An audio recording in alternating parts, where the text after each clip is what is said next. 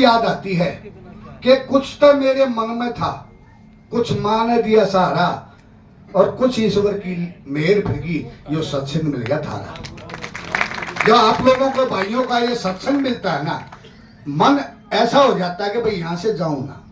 क्योंकि दो तरीके हैं अपने बनाने के, एक तो बंदूक के दम पे सारा भाई ये इलाका मेरा है, एक ये है कि भाई सब कुछ मेरा है, ये प्रकृति, ये ब्रह्मांड, ये सृष्टि सब मेरी है। अब मैंने झंडा निकालना कि ये मंच ही मेरा है। बहुत सुंदर। मैं सबको अपना मानता हूं, यहां हूं तो यहां है। हमारा जैसे मित्र फाउंडेशन शक्ति का जो ये कार्यक्रम है और ये संगठन है काम करे, ऐसे ही संगठन से मैं जुड़ा हूं।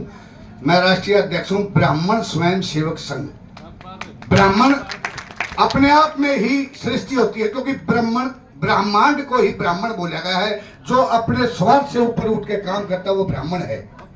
और मैं चाह रहा हूं कि आप इस बात को ध्यान से सुन के देखो, क्योंकि सनातन का मतलब सत्य और धर्म का मतलब नियम कानून।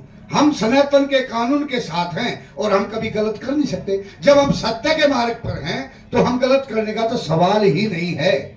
पर हम ये समझ के भाई करें क्या, उसके लिए हम साथ में मिलके हमने एक, जैसे होता ना संयुक्त ब्राह्मण संघ, यानी सभी जो उच्च कोटि के ज्ञाता हैं, वक्ता हैं और जो मानते हैं कि हमें जो समाज में कुछ करना चाहिए या देश के लिए कुछ करना चाहिए या जीव और प्रकृति के लिए कुछ करना चाहिए, तो उसको एक संगठन के रूप में एक सुर, एक मंच, एक लय, एक लक्ष्य, हम अगर ये दान करेंगे ना तो उसमें सारा जो कहेगा, अगर बुराई समाज में बहुत ज्यादा है ना तो अच्छाई की पहाड़ आनी चाहिए, बुराई अपने आप बह जाएगी। ये हम मन में रखेंगे ना तभी कामयाब है। बाहर भी जहां भी आपको बुराई न दे, जो कहेगा अगर आपने बुराई को सहन कर लिया तो आप भी जुर्म में शामिल हो गए, क्योंकि जुर्म सहना और जुर्म करना दोनों ही बराबर की पात्र हैं।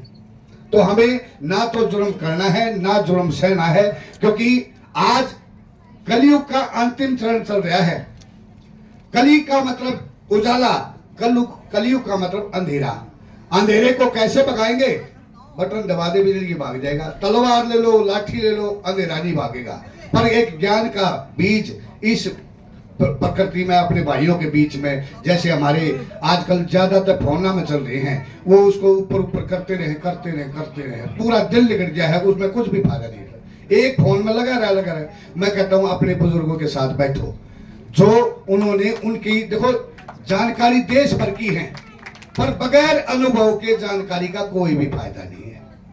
हमें सबको जानकारी है, हर चीज की जानकारी है, पर अनुभव तो नहीं है। जानकारी गाड़ी चलाने की किताबों में मिल जाएगी, पर बगैर अनुभव के गाड़ी नहीं चलेगी। हमें अनुभवी लोगों के पास एक शब्द है, स्टिक टू द विनर। विजेता के साथ आप रहोगे तो आगे बढ़ जाओगे। हम अपनी आदतों को छोड़ के, मैं चाह रहा हूं कि मैं ये मन की बात बता रहा हूं। हम इतनी दूर से बस ये नहीं है कि भाई यहाँ कुछ खाने को मिलेगा या मतलब पीने को मिलेगा, ऐसा नहीं आया हूं। मैं आया हूं आप लोगों से बात करने के लिए, क्योंकि मेरे मन में भी कुछ दर्द है और वो आपके मन में भी है। हम जब एक दूसरे का दर्द बांटेंगे ना, देखो गरीब कन्याएं बहुत हैं, पर हम वहां तक नहीं जा रहे। संगठन जा रहे हैं, आप जा रहा है, ब्राह्मण स्वयं सेवक संघ का संगठन जा रहा है, और सर्वशक्ति मित्र जो फाउंडेशन है ये भी घर घर तक जा रहा है। मैं चाह रहा हूं कि हर आदमी अपने आप में एक संगठन बन जाए।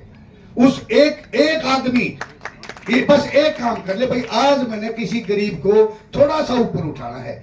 देखो कुएं में दुनिया पड़ी है, हाथ खींचने वाला कम, टांग खींचने वाले ज्यादा है।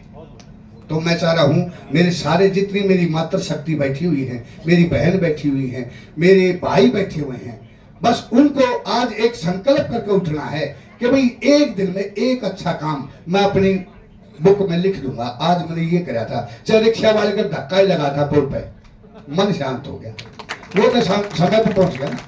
बस ये छोटा सा ही है, बड़ा, क्योंकि विष अणु यानी विषय यानी सही यानी सत्य विष्णु, तो विष्णु के 9 अवतार हुए हैं, एक नहीं और 10वां भी होने वाला है, शायद हो भी चुका होगा, नहीं पता लगता, क्योंकि आज सभी इतने भौतिकता में बड़े हुए हैं। मेरी गाड़ी, मेरा बंगला, मेरा बेटा, मेरी बीवी, मेरे बच्चे, इसके अलावा कुछ धंधा नहीं आ रहा।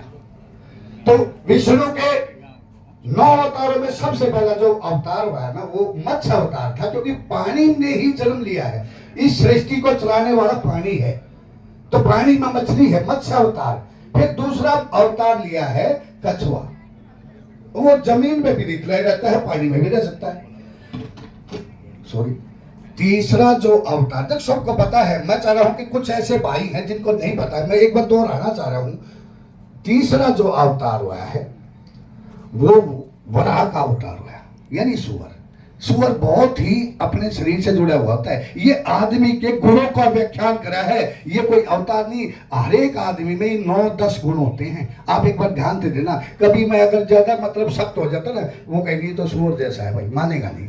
तो हकीकत में ही आदमी ही सब कुछ है। ये 9 के 9 अवतार एक ही आदमी में होते हैं। और जो चौथा अवतार हुआ है वो नरसिंह यानी आज मैं बहुत अच्छी है, पर मेरे घर जाकर कोई छोटी ही मेरे बच्चे से या मेरी बाप से या किसी दोस्त से भूल हो जाती है, मेरा जानवर 1 मिनट में खड़ा हो जाएगा। तो ये जानवर भी मैं ही हूं, मैं आदमी भी हूं, मैं जानवर भी। 5वां जो अवतार है वामन अवतार, यानी छोटा सा। उसने ये तो कद कभी भी मायने नहीं रखेगा, उसने बस अपनी भावना से, उमंगों से पूरे ब्रह्मांड को नाप दिया और उसको मानना पड़ा। तो कद कोई मायने नहीं रखता। मेरे ख्याल में 5वां अवतार, छठा होगा परशुराम। देखो, परशुराम ऐसे अवतार हुए हैं कि उन्होंने अत्याचार को कभी सहन ही नहीं करा। बाप ने बोला, जब मां का सर उतारा तो मां का सर ही उतार दिया उसने। उसको पता था बाप मेरे पिता जो है मेरे भगवान हैं, और उसका जुड़वा भी दिया। तो अत्याचार को सहन करने वाला भगवान परशुराम हुआ है।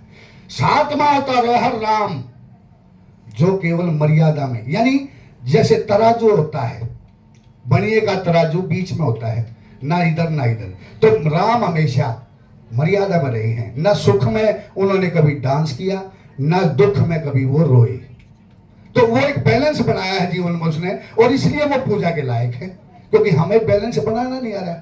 आज 2 पैसे ज्यादा आ गए, अभी मैं जाकर बैंकॉक जाकर होटल में एंजॉय करूंगा, तो मैं बैलेंस नहीं बना पा रहा हूं। शायद मेरी बातें थोड़ी सी अजीब लगे, क्योंकि मैं दूर से आया हूं, मतलब सफर भी लंबा था, शायद थक गया हूँगा। भैया ये आदमी ऐसे ही बोल रहे हैं।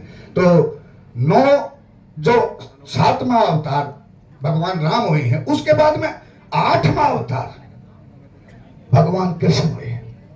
और कृष्ण भी उन्होंने सदा एक दूसरे का मतलब बात करके दूसरे भाइयों को लड़ा।